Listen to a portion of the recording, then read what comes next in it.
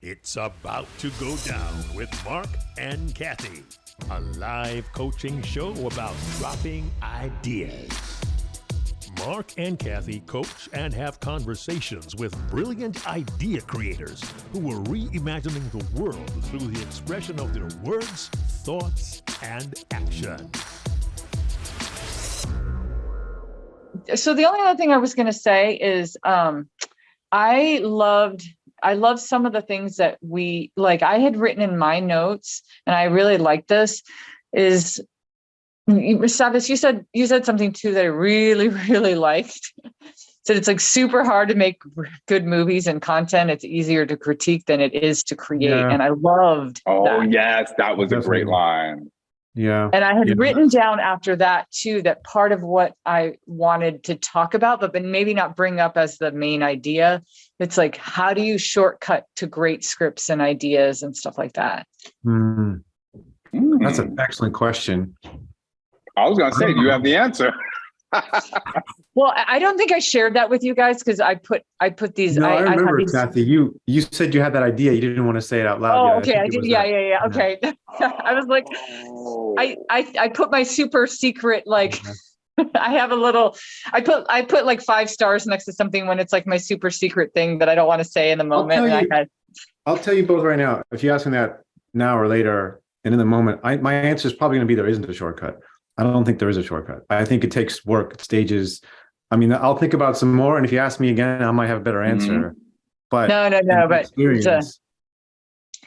there probably isn't okay. So I don't want to talk about this too much, but I would love to have that conversation as part of the idea, because there probably isn't that shortcut that everybody's thinking of, right? Which is like, oh, just do this thing, it'll shortcut everything. But you can shortcut when you know the right things, I think, right? Like, that's what you're talking about. Yes. Like, right. I know I need a good editor. I know I need to bounce it off. Because like, let's say, for instance, you try to do a script all yourself.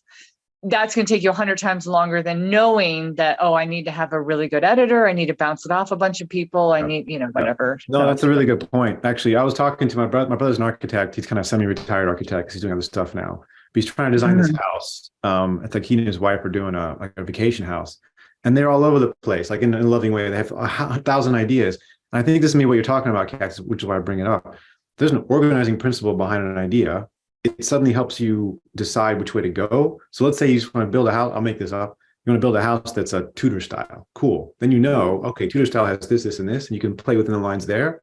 It's the same thing with, I think, a creative enterprise. You have to have an organizing principle. Like, I want to make this funny. Yeah. I want to make it a horror, or I want to make it really sleek and modern sci-fi. I think once you have an organizing principle, this is actually really interesting that you asked that question. That's kind of a shortcut, right? You got to decide what you want to do. You have to make those decisions, those big structural decisions on the outside, and then the inside starts to get much easier. Yeah. Oh my God. See, we'll have so much fun with that, Marc. Yeah, that's really interesting. That's a great question. I like that question. Here's why I like that question. And my children are getting to know that I say this all the time.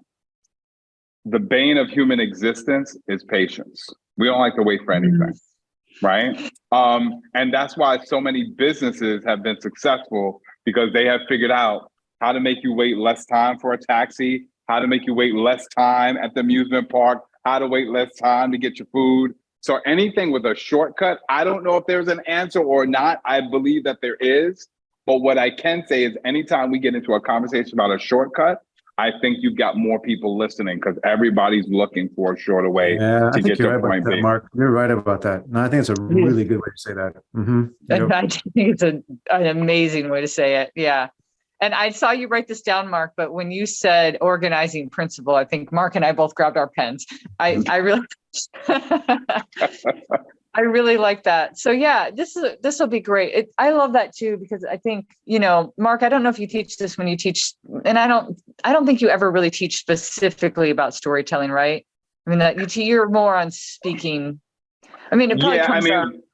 Well, it's funny, just real quick, I teach some concepts of storytelling, but ultimately the way that I teach public speaking communication skills is a lot through storytelling. It's through actual storytelling, because you are an amazing storyteller, but you can't just turn your magic onto other people. And one of the things that I teach when I'm doing like I'm doing a workshop, I usually teach which seems so rudimentary, like seems really like really low level, like duh, everybody should know this. But I think Savas just like really confirmed that people need to know this. As I always say, think of what type of story is this? Is it like rags to riches? Is it an overcoming story? Because then when people, because if you're in the middle of telling somebody how there was a 10-car crash on the freeway, if you know what type of story it's supposed to be, it'll help guide your, I mean, and you just said it. I mean, like, it will guide, it'll guide how you put it together. Like well, one more thing I would add. Kind of story. Yeah, and to add to that, Cathey, like the more I think we think about like organizing storytelling, I suddenly start to realize that almost everything is storytelling. I mean, any politician will tell you that, from their campaign to selling a new bill to, I mean, this is what marketing is, isn't it? Storytelling. Yeah. I mean, Yeah. Here's the car, here's the watch, here's the, like, it's everywhere, which is kind of cool. When you peel under the hood of how it works, then you can see it everywhere, and then you can kind of deal with it better and also then make your own, right? But it's a really important skill that I don't think we totally learn. Like when we're in school, right? We learn English in this country. But we don't learn storytelling. Right? You take apart a book. We don't really understand storytelling, right? That's such a huge skill. Interesting. Yeah. Yeah. I know. Oh, I love man, you make me want to go back to the classroom. That was right. Because we taught a lot of electives, especially in high school. We taught the 12th graders a lot of electives, but we took short stories was an elective, but storytelling itself and the skill, it's just like this teacher would say, write a story about X, and we kind of do it. But we just do it like in a basic way. I mean, we don't really understand. There's structure to it, and it's not that complicated. But it is a skill. It is something that we all can use. It's just as much as mathematics, I think, or science, or like it's. And I do believe. I didn't think that way until like the last few years. Like I didn't really understand. Yeah, and I think to add to your point, I think the way that we teach storytelling, just like we teach public speaking, is just watch a couple of models of it, and then you'll figure it out. It's like, nah. It's so hard to do. It's like trying to learn the piano by just watching someone play, right? You can't. Right. You practice. Yeah, there's fundamentals. This is the shortcut thing you guys are talking about. There's fundamentals that everyone has to, once you learn the fundamentals, then you can take that shortcut, that leap. That's what that is, I think. Listen, Cathey, I know we're not doing this as an episode, but we have to keep this footage. I know. It just reminded me. Actually, Mark, you're going to crack up because it just reminded me that I don't think I ever told you, because we hung up when we were having conversation with Red Ray. We had Savas, you should look him up if you don't know who he is. We had a musician on, and he's such a great musician. To find out, he used to be in like, he's from the New York area, and come to find out in the 90s, he was on their Arsenio Hall show twice. He was on Soul Train like 3 times. Really? Like, he's super humble, but like his music's really, he's phenomenal. He's really good. His name's Red Ray Frazier. But at the end of his episode, do you remember we kept going? We need to tell Maddie when you do the show notes. You just reminded me, so I wanted to tell you. Tell her to add this, and this might be fun too, to like grab this little section, like and say, hey, this is a behind the scenes conversation. It could be kind of a bonus. Could be kind of a little bonus clip, you know. Cathey's power went out, and we decided to keep talking. That's a good idea. I'll wear the same thing so we can keep it consistent. Yeah, we'll keep it consistent, right? Oh my gosh, yeah. Anyway, I think that I'm so excited about our conversation, because I think that I think this, of all the things that we talk about on our show, I think this is the thing that we're the closest to. So I feel like our conversation is just going to be one geek out fest. Definitely. It might be, so we'll have to take our own advice and make sure we don't go too far down a rabbit hole that nobody else can understand. But yeah, no, talking to you both, there's a lot of overlap that I never considered before, which is really interesting for me to think about on my side, right? Like, I speak the same language in a lot of ways. So what you're doing, And, you know, again, not to take this too far, but because Mark doesn't maybe know about this conversation I was having with you separately, but I have a friend, Mark, here that is like a newscaster in Portland, has been for like 30 years. And he wants to do a little thing with me where we take somebody and we we take somebody at the beginning and say, oh, here's somebody that has to give a speech or a talk. And then we like work with them for a week. And so we kind of record the whole process. And he's maybe going to pitch it up to his like, you know, to his networks or whatever.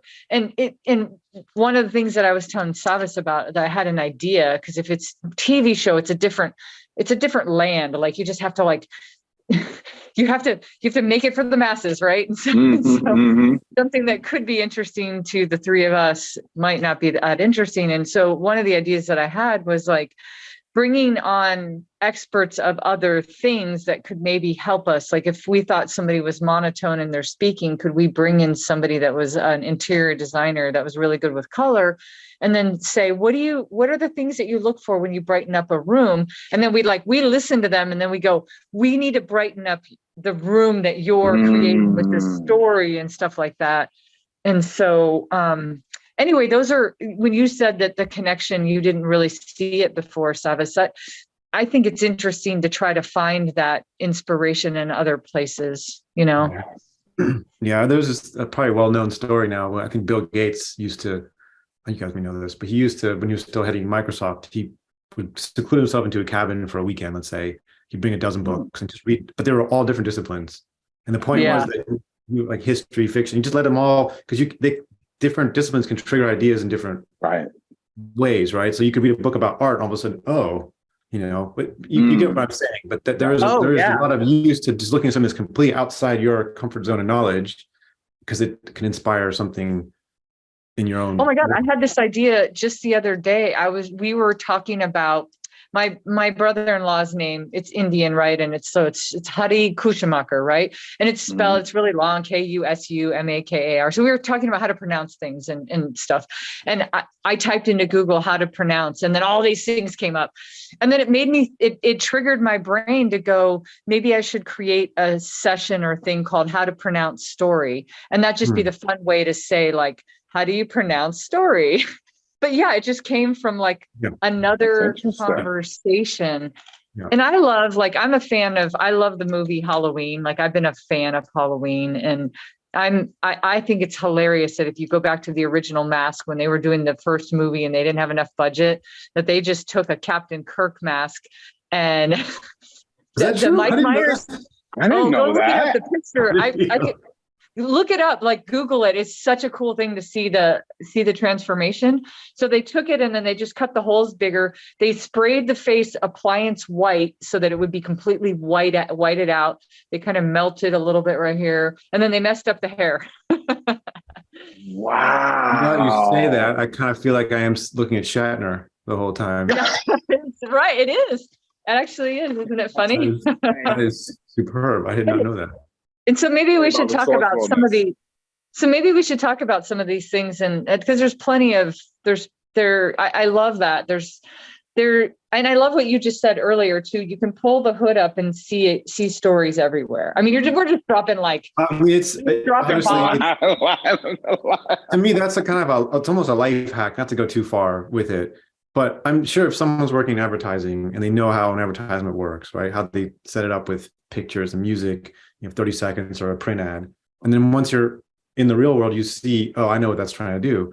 I think storytelling is that skill, looking at once you understand how the mechanism works, it is, to me, it's like a bit of a life hack. I'm not saying it's going to change someone's life, but it is an extra dimension of perspective to help illuminate anything that around you in the world. I really believe that. Like I do think once you understand how a story works, like, oh, I get it now. So it's not just watching television, but again, like I'll just go back to politics. Once you see someone give a press conference, let's say, like they're just announcing some big bill or something, like there's a story there. Like, oh, I see what they're doing. Like, again, not good or bad, but it just sort of helps to decipher. So you kind of get where they're coming from. Anyway, to me, it just adds a dimension to everything. I really do. Anyway, not to go on about it, but I think it's a useful skill. That's all. Yeah. All right. I got one other for you. Since we're going down rabbit holes on this one, and I was actually recently. I love this rabbit hole. Yeah, I was recently looking up to see where I found it. So I'm still looking to research to re-find it. But I read the movie Finding Nemo, which I don't think I've actually seen the whole thing. But apparently there was a scene with Nemo's father that I think was towards the end of the movie. And then they moved it to the beginning of the movie. I don't know if either of you have seen Finding Nemo, so I don't really know what I'm talking about. But apparently they had to move this one particular scene because when they showed it in preview to a couple of audiences, without having that scene in the beginning, the audience had a different reaction to Nemo's father that was kind of adverse to what the filmmakers wanted. So they had to move the scene to change the way that people would endear to the character. Apparently they didn't like the character until the end. And it's an original lineup. So I always geek out about stuff like that because I like to always have conversations. This is the English teacher me about, well, why did you put that scene there? Right? Or even when you're writing a sentence, like, why is this sentence here? So I love the idea that you could take pieces and kind of move them around. And that's another level of thinking in terms of putting your stories together. So I got to find that article again. Yeah, we should find that because you just hit a few nails on their heads right there, Mark. So one, having the test audience is one of those editors I've been trying to talk about, right? It was like you have feedback to understand like, oh, story isn't working like we thought it was, which you wouldn't know without another perspective. Right. And the other thing you just said, Mark, that again, in the last few years of my career, I'm trying to figure out, like a lot of people when they talk about storytelling, or I would guess even speaking in public, right? Oh, I'm this person and I come from this background, you don't want to talk about. But in a story, you can also flip the order of something and create more of an effect, right? And a lot of modern television does that. Like you'll see, I think White Lotus, which I don't watch really, but I've seen the first episode of last year. So the first episode starts with a character being dead, right? And then you go back in time, and here's what happened before that, right? You know, people, it's more common now. But the point of that is like it's more effective. You're hooked at the beginning, like, oh, who's dead, right? If you just start with everyone arriving at the hotel resort, hi, I'm Joe, I'm John, right? Cool, but that's the point you're making about changing the order of something to create another level of storytelling or another level of communication. Yeah. It's like this, Cathey, you were talking about this accident thing earlier. I think you were saying this, but what kind of story it is. But you'd say, I was walking down the street and you'll never believe what happened to me. This car exploded in front of me, right? Whatever. And then you go, what do you mean? It's like, well, okay, I was going here and I was going here and I was doing this, so it's completely out of order, but you've hooked your audience from the beginning, right? Yeah.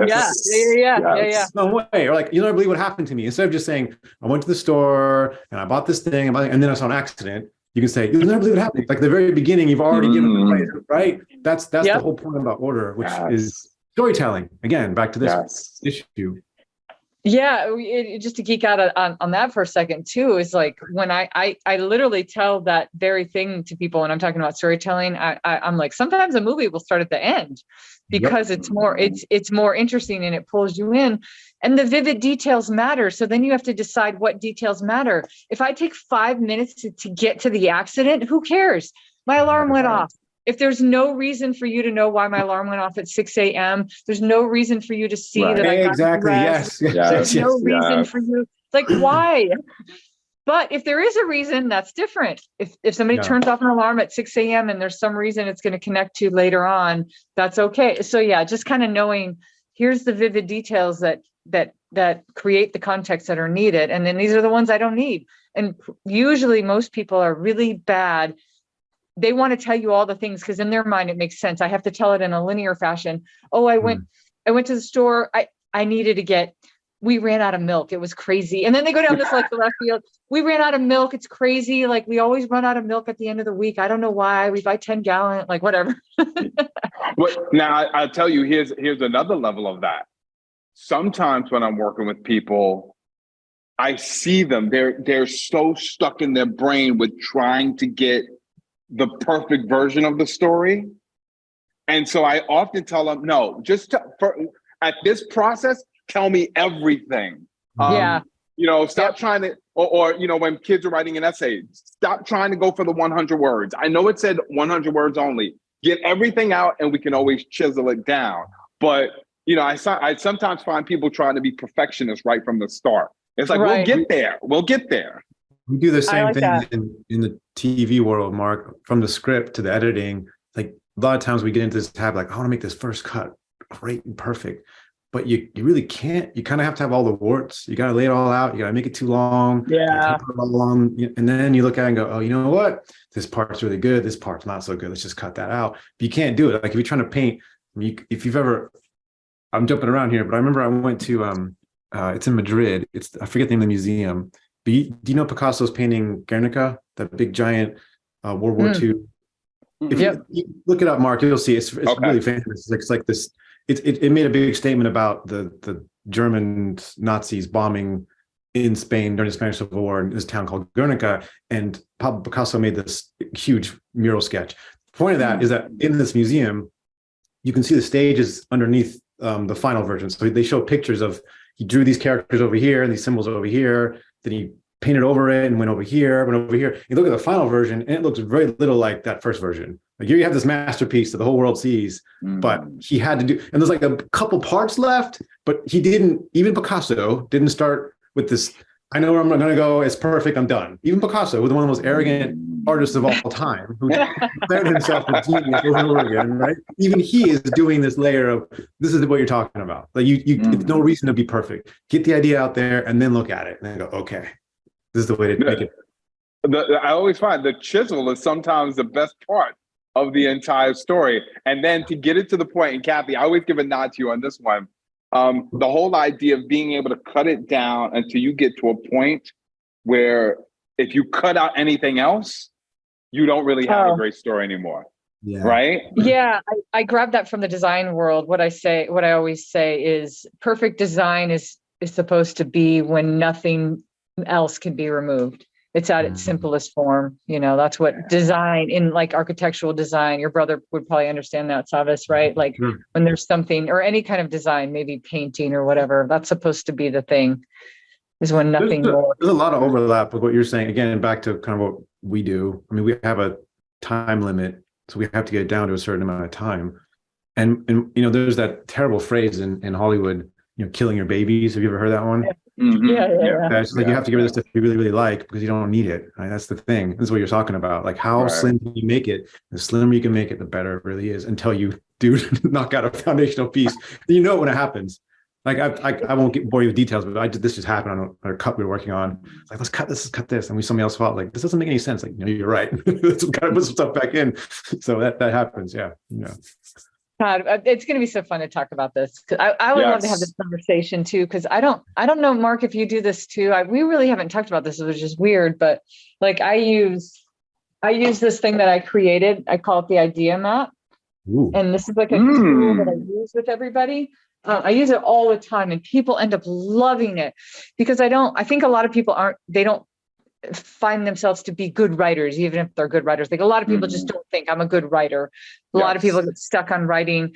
And so I've always had people not start their speeches or talks. Like if somebody's giving a TED talk by writing it, I don't say kill your baby, Savas. I say you get married to things, and you don't want to put things in there that you get married to. So like, let's just first start with the idea.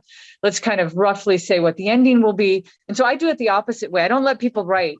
And it'd be interesting to see how you do it with script writing and stuff. Do you do some kind of bone thing like that where you have the foundation first, or do you have like, I don't know, it just would be interesting because for me, I don't let people start there.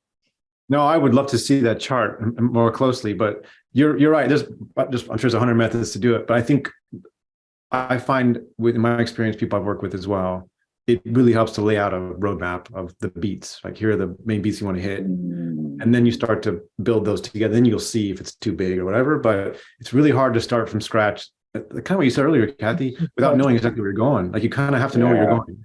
Where's the end? Yeah. In fact, there's a lot of retrofitting happening. I realized in again, my TV business, like what's the end?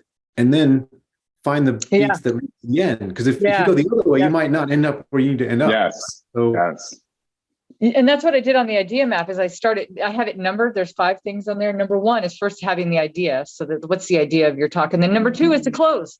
You come up with the close first. That's really number 3 is the smart. Because if you know where the close is, you know how to open, like, you know how to really put that smart, string actually. in there from the. Yeah, I think it's really smart. I will tell you, it's very smart. And yet I always felt like a hypocrite when I used to teach. When I taught my public speaking class at the high school, I would tell them like, that's the best piece of advice. When you're constructing the speech, after you've come up with the idea, come up with the close. And I would always tell my students, but I'm a hypocrite. I like coming up with the intro first. I'm a hypocrite though. I mean, you should come up with the end because you suck, but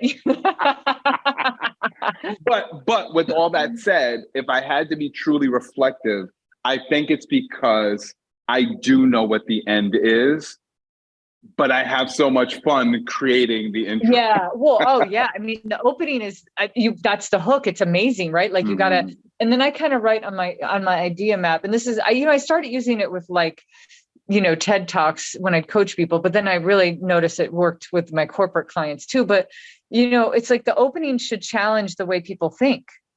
If you already know how you're going to close, nobody wants to hear you talk if you're talking about something and they're like, yeah, I just violently agree with everything that you're saying. Yeah. It's like, there should be a little bit of like, I'm going to challenge the way that you think. I'm going to say something shocking. I'm going to, again, no complete formula, but like, how are you challenging the way that they think? So there's a lot of overlap again, Cathey. Like first, I have confessed, I've watched several TED Talks just to see how the ideas are presented, because they're really smart ways of telling story. Again, I think they're really good. So that's one.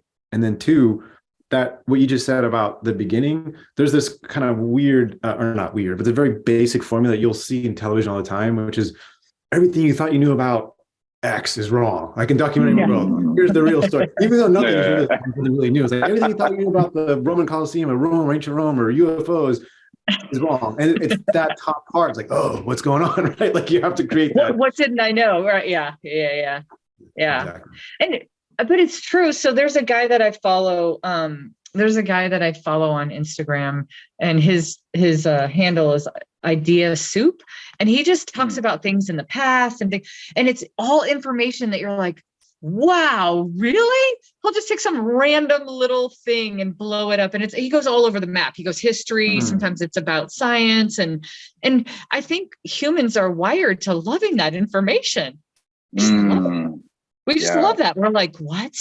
Yeah, oh, that interesting little thing that I didn't know. Yeah, we do like that. We do like that. Well, you had asked me, what do I do? Clearly you've got the idea map. One of the things that I did when I was teaching elementary school kids, and now I use it with the adults, is this 5-finger exercise. And so I tell everybody, and I actually drew out a piece of paper with the 5 fingers. But the aside from the illustration, the concept is to just think of 5 people that who have taught you something that was helpful or beneficial, right? And I give them some time to just think of 5 people, and then I ask them to think of what that lesson was. And then, and for one of those people, or we could do all 5 people, is to then think about the moment when that lesson was taught. And I like to do that because I often find that people have a really hard time, because I think we struggle with giving credit to ourselves for things. And so we kind of have a hard, I don't have an idea. Cathey, we hear this all, I don't have an idea. I don't know what to talk about. And then it's sometimes we are shaped by things that other people have said to us. So for example, my wife and I were watching the Today Show this morning, and there's this, she created a food truck out in Harlem, and now she's going all over Brooklyn. And I'm sure she's going to get tons more business now that she was on the Today Show. And my wife Lauren was asking, like, what's her story? And it turns out her husband passed away during COVID. Like life was getting really rough for her, and she was in a deep, dark place. And it was her granddaughter who came to her and said, Grandma, when are you going to start cooking for everybody else again? And that was it. To me, that was one of the fingers on the hand. And it came from somebody else who then sparked something in you that created that story. So yeah, I always like the 5-finger exercise. We got to think about the other people in our lives who create the stories for us sometimes and create the ideas for us. So that's really I interesting. love that. I like that. Yeah. I like that a lot. That is awesome. Mark, you did that. You made us do that the other day on the show. We did that. That's We didn't right. call it the That's five right. finger, but we just, like you said, 3 people. I love that. That's such a good, it's really good.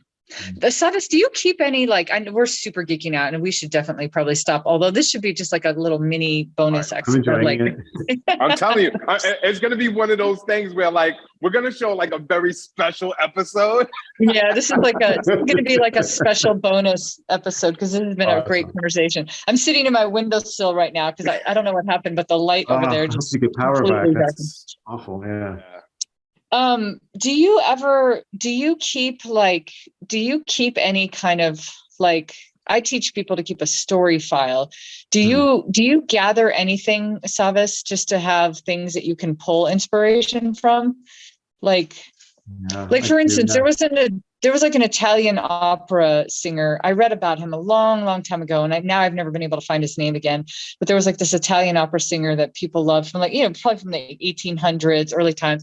And he would keep a book, and every time somebody said an interesting word, he would write down the word. And so then people were always like, "Wow, how do you have all these like beautiful, brilliant lyrics?" And he's like, "I could never come up with these lyrics just like if I just sat down and like." And it was more like, I'm constantly gathering them. And so I always, like, in my storytelling workshop, I have people keep a story file. And that's one of the questions I asked Mark, but I didn't do it as brilliantly as that, like the 5 fingers. I just say, what's like one of the most important lessons you've learned in life, and where did you learn it from?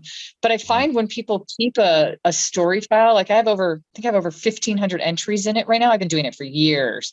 And then I started tagging them, but I can even just go through and kind of skim through it. And it helps me to, like, if I'm going to tell a story or I have to put something together, it really helps. So I wonder if you do anything like that, or where do you draw from?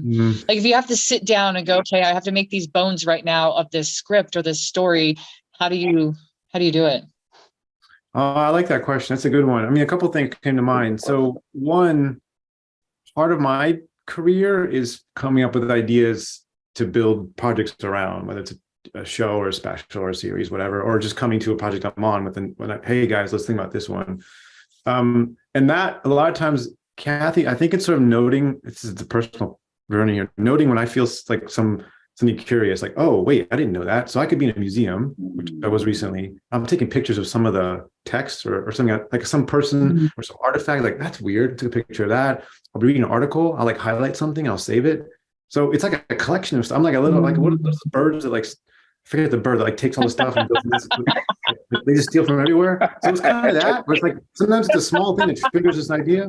Like, for example, I was reading some article on a NASA website, and they created these cool space posters, like pretend space posters. So if you remember the 1920s, 30s, 40s, 50s, those old rail advertisements, like, oh, go see Yosemite, or, go take a cruise ship to Europe.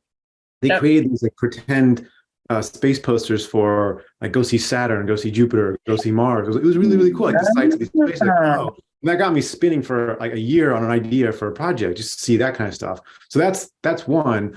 On the second thing, I thought of when you asked me that question, you explained that. I heard this really cool idea. I forget where I heard it, but it was sort of do a daily diary, but like a sentence or two, right? So you just like at the end of the day, just write down 2 sentences of what happened that day. And the next thing you know, you've got like this whole collection of moments in your life, and it somehow I did it for a while. I kind of come back to it occasionally, but that's kind of a cool way to kind of see like perspective on your own. And I think you said it, Mark, earlier, or Cathey, just like there's meaning, and it's kind of feeding off what you said, Mark, with the 5 influences. Like there's a way to find these things that happen that we may miss because we're so busy every day. Like, oh, wait a minute, that thing happened and it was really mundane, but that was important. You can look back at it. Anyway, I can give you more details, but those are 2 things that I feel like can be helpful to. Okay, so I just had this crazy idea, Savas, and I think it would help you more than it maybe helps Mark and I, but maybe not. I don't know. Let me tease this out loud for a second. So I journal a lot of things, and I keep all my stories in this one space, and then I have like concepts that I come up with. So if I see something, say I gather some of the same. If I see something, I have an idea, I'll write it down and I'll put it in like another little area called like concepts, things, ideas. But I also do this other thing was very personal to me.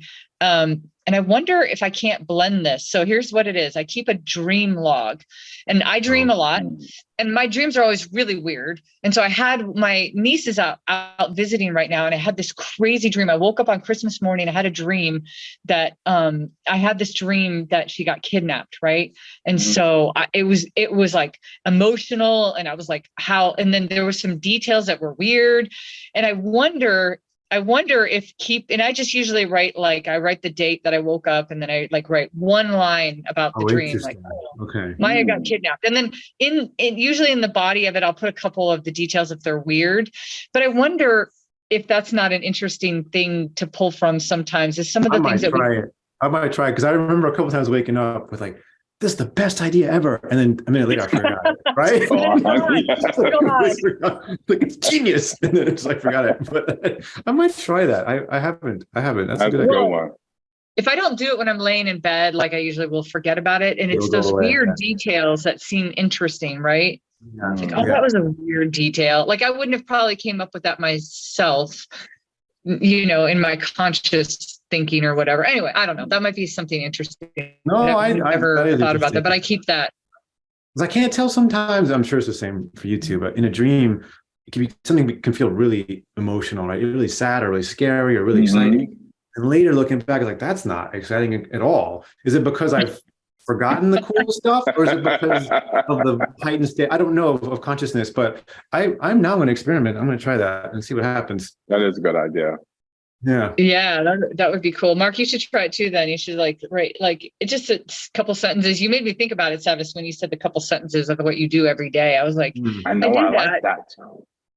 It's just would be cool little thing. Yeah. Sorry, Kathy. No, you go ahead. It's cool. Yeah. No. I just like when I say a couple sentences, I remember, writing like, oh, today I got caught in traffic, and then I was going to this thing and I missed it, and blah, blah, blah. And I was feeling really upset or nervous or anxious, whatever it is. It doesn't sound like a lot, but then when you kind of look back at a collection of a dozen or 20 or 30, whatever, there's something interesting about, like, it doesn't have to be profound, but just a collection of, there's something interesting in them. What's the word I'm looking for? Like mundane details, they do have, I don't know how to say it. I'm not saying it very well, but there's meaning in the mundane. I guess that's what I'm trying to say. There is. Right? There is. There absolutely is. We all have these kind of lives that we like, oh, every day is the same or whatever. It's not that interesting, but it can be like these little things, holding a door open for somebody, or seeing a dog that's stray, or some lady trying to cross the street. I mean, it can be very mundane stuff. It can be really interesting when you look back at it. So that's all. Yeah. On humanity sometimes. You actually said, so that was another thing I had written down in my notes, Mark. I don't know if you had written this down when we talked to Savas back in November, but you had said something very similar to that, which was, you said that when you're doing like a documentary or something, some of the most important parts of it are when you go and you like interview somebody and they have this perspective, and it seems mundane. And you didn't say the word mundane at the time, but you're like, to them, it just seems like this everyday thing or whatever. But you said that those were some of the most interesting parts of scripting or whatever, is to go hear this person's perspective on whatever it is. I think you're saying something in a better way than I was trying to say it. So I'll use a dumb example. If someone is, okay, let's just say a surgeon who's saving lives every day, right? And to them, every day becomes mundane, right? Oh, another cardiac arrest. Oh, another bullet wound. Whereas any one of those little moments is the most shocking thing that I've seen probably that year, right? So if that person tells you that story of that one day, it has a huge impact on any one of us who aren't in that field. So it doesn't have to be as dramatic as a surgeon, but you can see how someone's every day is really, really boring to that person, but it's fascinating to somebody else because they don't see it, they don't know it. Anyway, I think that's what you said that. I think can be true. You just captured why, especially the last 5 years of the job I was doing when I was doing career coaching for the educators in New York City, why it was so fascinating. Because working on people's resumes was exactly that. They started to look at their work over the course of their career as, that's just what I do, right? I teach English, I teach math. And to be able to sit down with people for 60 minutes and ask them a couple of questions and then jar their memory. And then by the end, for people to say, oh man, either one, I forgot about that, or two, wow, I really have done some great Yes. things, right? and one of the last people that I coached when I was still in that job said something that really stuck with me. She said it was self-validating. And I really appreciated hearing that, because she said, sometimes we forget, and sometimes as a result, because we forget, we don't feel appreciated by our own selves, and we feel like we're not bringing anything. And just to be able to resurface those moments that get lost in the everyday really helped a lot of people. Mark, I see it all the time too. You remember, you trigger a memory. Usually it's close colleagues, friends that trust me with their resume. Like, hey, kid, take a look at this. And they're like, gosh, I applied for this job. And I look at it like, do you have any idea how much cool stuff you have on here? Like, do you have any clue? Like all this, like, I look at this like, oh my gosh, like this is, what do you mean? You're overqualified for this. Like, are you sure? Right? This is what you're saying. It's like, it's kind of it's weird that we kind of forget that. Yeah. I mean, it's crazy. You need that outside view sometimes to remind you how much we do, how much our lives are so unique and interesting, right? Because we do it every day. So yeah. Well, I think it's funny that I think so many people strive to be special, or to do something great or monumental, and yet when we talk about ourselves, it's like, I wish I was like that. But I feel uncomfortable saying anything that might make me feel that way. Yeah. Yeah. I think too, when you're helping somebody, Mark, with their resume, or Savas, when you are too, it's that thing that you said, brilliant writers need brilliant editors. I mean, that you're helping people. When you look at somebody's resume, you're helping them see those things that I don't think that they saw. You're able to pull the brilliance out of it. They're able, a good editor will pull the brilliance out of it. Yeah. It's storytelling again. Like, what story you're telling about yourself? Whether it's for a job or a talk for something. It's that again. Yeah. Storytelling is what story you're telling about yourself. That's what it is, right? It really is. You just keep them coming.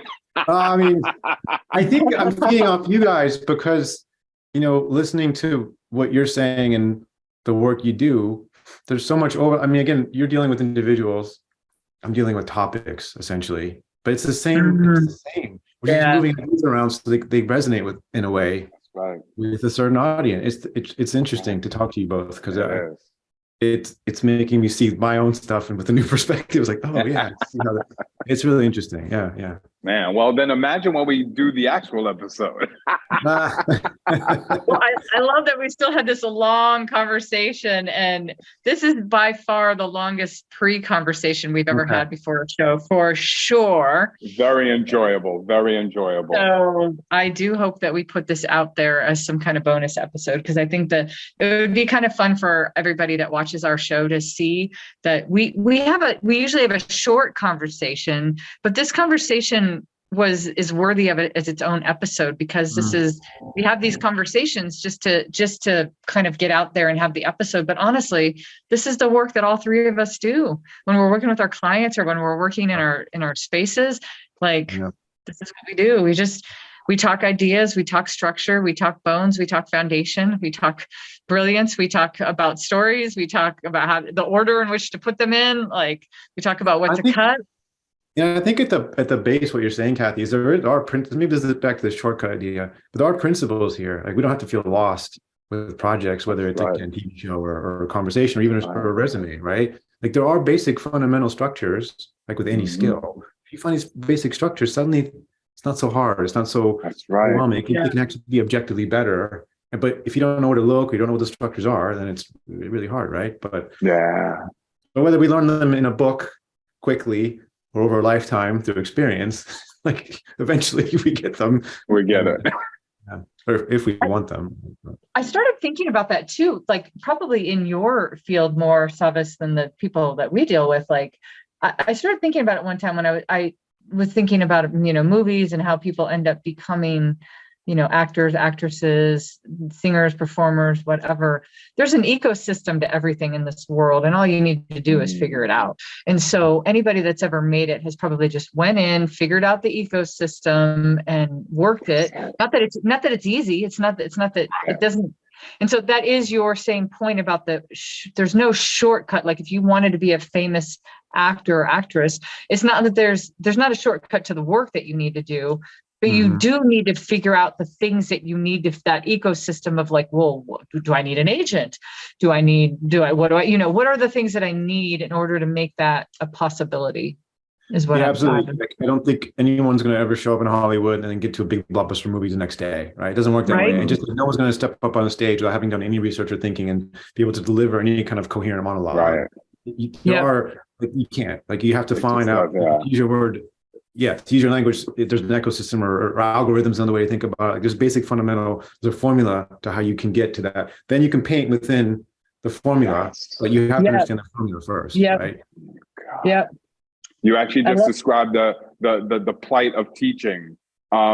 Kids sometimes are like, why are you teaching us these basics? And then, the further along you get in teaching, they're like, why do you keep teaching these kids this 5-paragraph essay thing? And it's like, because you have to teach them the ecosystem, the algorithm, the foundation. And then once they get the foundation, they can paint masterpieces. It's a truism. I'm not saying that, I'm not the first person to say this, but you can't break the rules until you learn them, right? Once you know the rule, then you can break all of them. Because I think that's the 9.5 rule. That's my book, Savas. My book, the half rule is know the rules and know when to break them. I have these 9 principles. That's right. Yes. I remember. Yeah. No, it's completely true. Because if you go and don't know the rules and you start doing stuff, it's not going to work. But if you know the rules and you understand what's behind the rules and why they're there, then you can figure out, I actually don't need that one right now, or I can bend this one. Exactly. But I know the rule, and here's why I'm going to break it on purpose. And so, exactly. Oh my God, you just, that was the whole Yep. I love it. This conversation is I cannot wait to have the show. I can talk to you too for literally hours. So we have to that's what I'm saying. We could geek out on this stuff forever. And I do think people listening would find it useful because we all do this for a living. And so I think that they would find it very useful to understand how it can correlate to their lives, to the way people tell stories.